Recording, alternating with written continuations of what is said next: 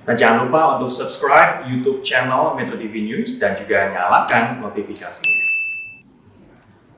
Lalu bagaimana evaluasi penerapan PSBB transisi tahap 2 di ibu kota yang berakhir pada hari ini? Bagaimana kelanjutannya? Apakah akan diperpanjang atau tidak? Kita langsung tanyakan kepada Wakil Gubernur DKI Jakarta, Riza Patria. Pak Riza Patria, selamat malam. Selamat malam, Assalamualaikum warahmatullahi wabarakatuh. Waalaikumsalam warahmatullahi wabarakatuh. Bang Riza, sejauh ini bagaimana keputusannya?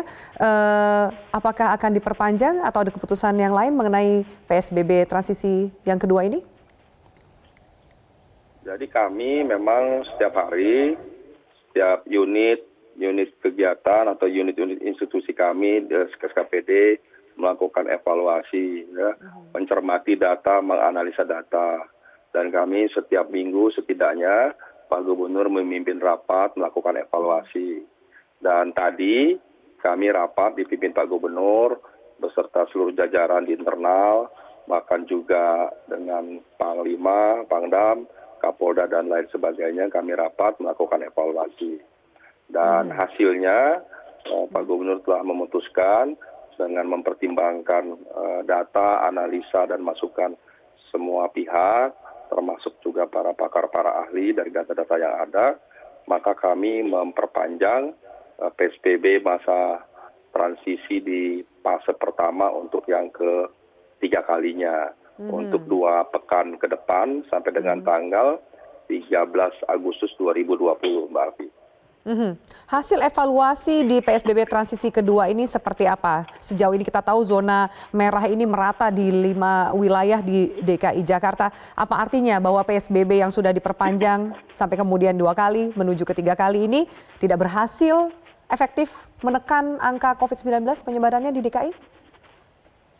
Sebagaimana sering kami sampaikan berkali-kali bahwa sejak kami melakukan pelonggaran atau masa PSBB transisi 5 Juni, maka ketika ada pelonggaran sekalipun hanya 50% maksimal, maka potensi orang keluar rumah meningkat, interaksi meningkat, potensi kerumunan meningkat, bahkan potensi bersentuhan meningkat, itu dapat menimbulkan potensi penyebaran meningkat.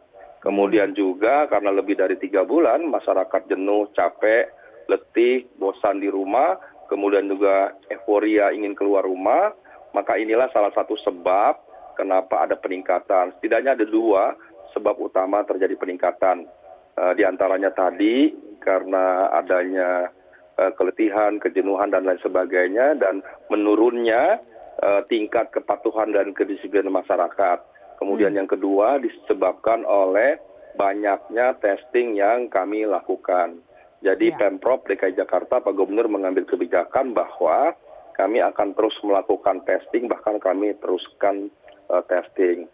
Tujuan kami melakukan testing tidak lain adalah mengidentifikasi masalah. Jadi kalau kita ingin mencari masalah, kunci utamanya kita harus mampu mengidentifikasi masalah. Apa yang diidentifikasi? Penyebarannya itu sendiri. Lalu dengan apa? Dengan cara melakukan testing dan tracing. Nah, inilah yang kami lakukan. Jadi setiap hari tidak kurang dari 4.000 kami melakukan testing, kemudian nanti kontak tracing dan seterusnya. Alhamdulillah dengan demikian maka kami menemukan titik-titik penyebaran daripada virus corona itu di wilayah DKI Jakarta. Kalau kami tidak ingin mengetahui atau menurunkan angka-angka, sederhana saja, tidak usah melakukan testing, maka tidak ditemukan adanya penyebaran. Tapi yang kami kejar adalah bagaimana kita dengan segera menurunkan atau memutus rantai penyebaran dengan cara mengidentifikasi testing sehingga kita dapat melakukan isolasi, pencegahan dan penanggulangan virus itu sendiri.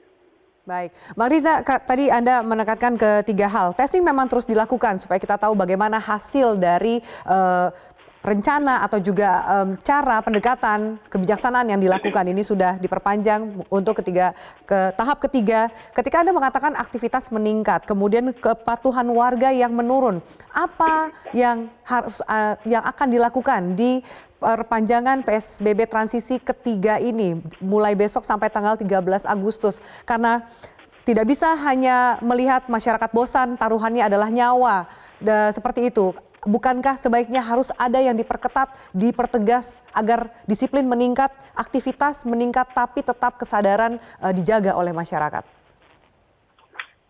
Oke, jadi pertama saya tambahkan bahwa testing yang kita lakukan totalnya sudah lebih dari 549.694 ya, testing spesimen. Kemudian testing PCR kami sudah 385.789. Nah, itu sekedar untuk diketahui bahwa Jakarta provinsi yang terbanyak melakukan testing. Angka kita di atas rata-rata.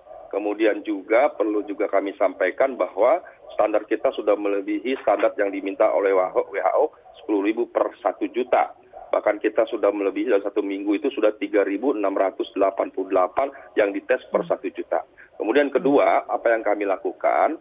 Jadi yang kami lakukan adalah kalau kita mengacu pada data, pada survei dan para ahli pakar bahwa tugas pemerintah itu hanya berkontribusi 20% terhadap suksesnya daripada memutus mata rantai penyebaran. 80% ada pada masyarakat. Apa yang kami lakukan dengan kontribusi kami ini, yang maksimalnya itu sampai 20% saja, yaitu adalah membuat berbagai regulasi yang baik. Dan ini terus kami susun berbagai pergub, kepgub, dan lain sebagainya. Kemudian yang kedua, kami menghadirkan sebanyak mungkin aparat di banyak tempat atau titik atau unit kegiatan. Tidak kurang dari 5.000 aparat kami hadirkan di semua unit-unit kegiatan. Kemudian dibantu oleh Satpol PP, Disnaker, Dishub, TNI, Polri. Tidak kurang dari 2.000 petugas TNI, Polri yang setiap hari juga membantu. Kemudian yang ketiga, kami tegakkan disiplin, yaitu pemberlakuan sanksi-sanksi sesuai dengan Pergub 41 tahun 2020, yaitu sanksi administrasi, sanksi sosial, sanksi denda, dan sanksi pidana. Ini yang terus kami lakukan. Kemudian ke depan, dalam 2 minggu ke depan, kami akan terus melakukan sosialisasi dan kampanye, kami terus tingkatkan dengan berbagai cara. Kemudian kami akan perkuat gugus tugas yang sudah kami bentuk di setiap tingkat RW.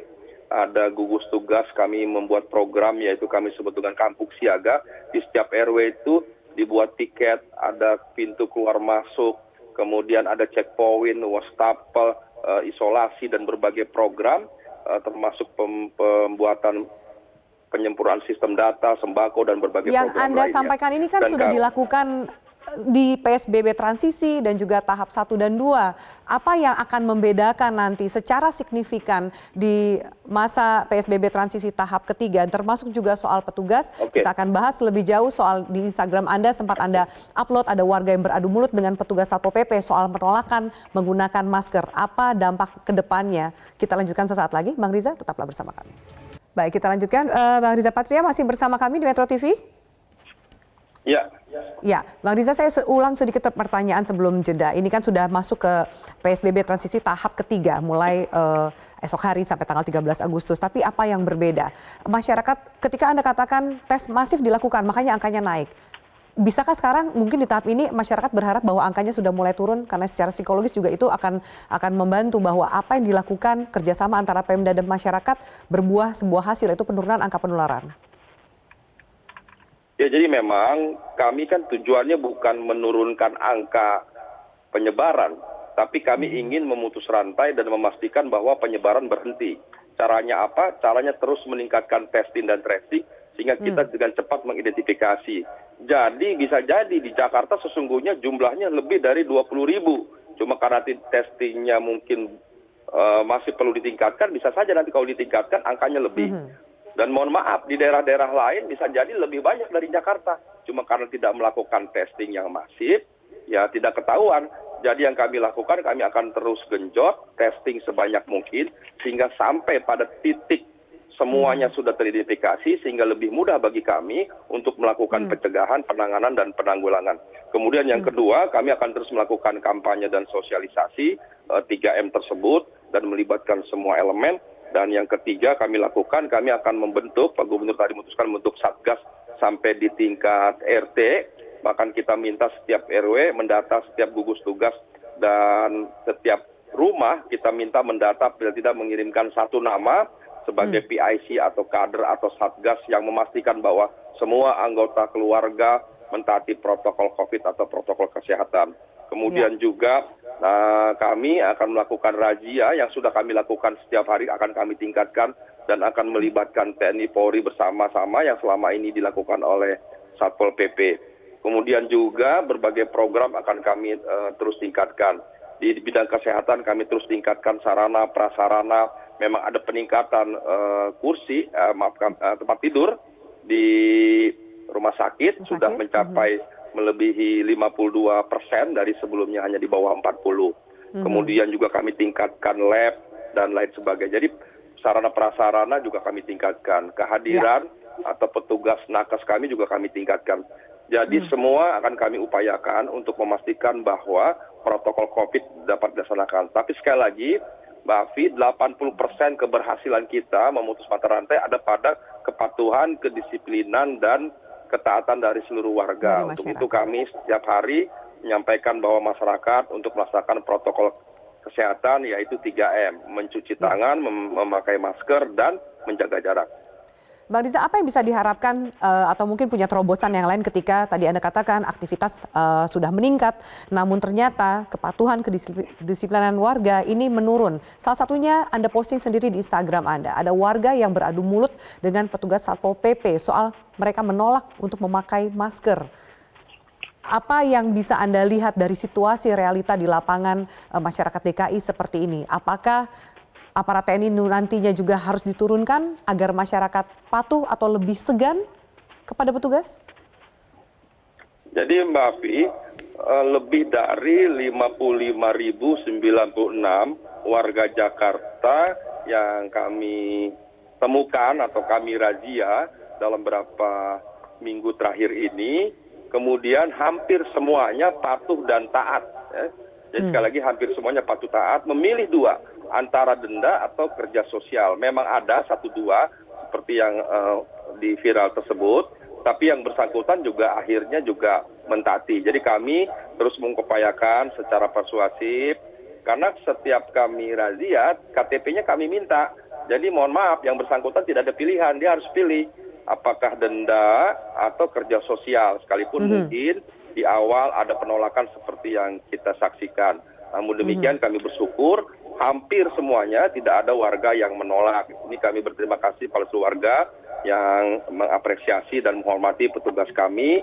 Sekali lagi yang kami lakukan semata-mata untuk melindungi seluruh warga, keluarga kita bersama, maka seluruh warga adalah keluarga kita juga. Jadi kami pastikan semua harus patuh, taat, dan disiplin. Petugas kami dengan bijak dan ramah, dengan santun, ingin memastikan bahwa seluruhnya menggunakan masker. Bang Riza, yang juga membuat masyarakat khawatir atau gelisah adalah sempat beredar informasi dari berbagai media sosial, terutama soal klaster-klaster penularan di kawasan perkantoran di DKI Jakarta. Apa yang akan dilakukan? Karena juga tidak terasa signifikansi yang berbeda antara transisi kedua dengan yang ketiga. Aktivitas masyarakat akan terus meningkat. Warga juga sudah mulai masuk kantor dan kegiatan perekonomian sudah mulai bergerak lebih cepat lagi. Apa yang harus dilakukan? Jadi memang di masa pelonggaran, sesungguhnya kantor termasuk yang kami yakini penyebarannya akan kecil dibandingkan pasar, rumah sakit, dan tempat komunitas lainnya.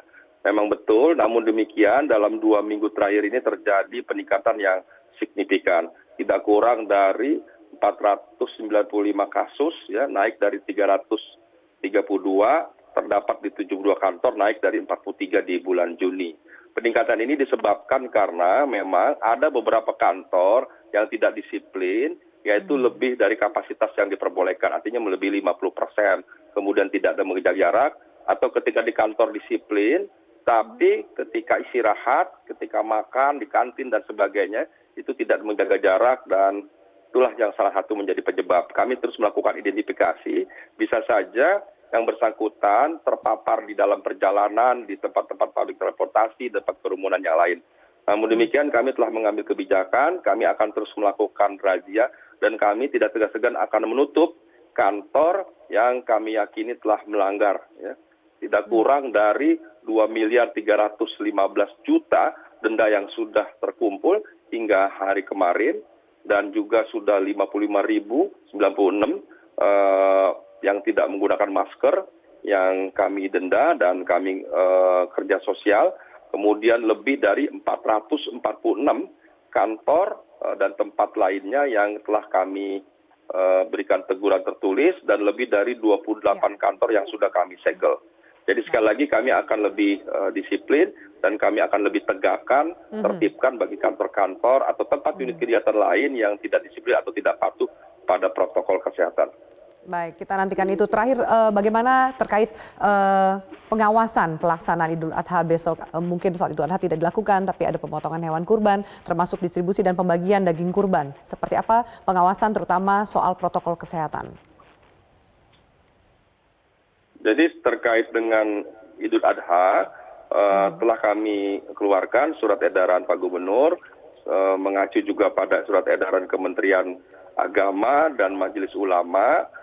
Kami minta untuk di zona merah atau di tempat-tempat yang masih rentan atau terpapar virus corona, kami minta untuk tidak melaksanakan sholat Idul Adha. Dan kami minta juga untuk tidak melaksanakan penyembelihan hewan kurban. Dan di mana sholat atau di mana penyembelihan kurban ada dua tempat. Yang pertama kami sarankan dilakukan di rumah pemotongan hewan yang sudah kami siapkan. Kemudian juga atau di tempat-tempat di zona yang hijau, jadi di luar zona merah. Ya. Begitu juga sholat Idul Adha kami minta untuk tidak dilaksanakan di zona-zona merah. Baik. Terima kasih banyak atas waktu dan keterangannya Pak Riza Patria. Semoga sukses. Kita memasuki PSBB transisi ketiga sampai tanggal 13 Agustus. Semoga bisa memutus mata rantai penyebaran COVID-19 di ibu kota.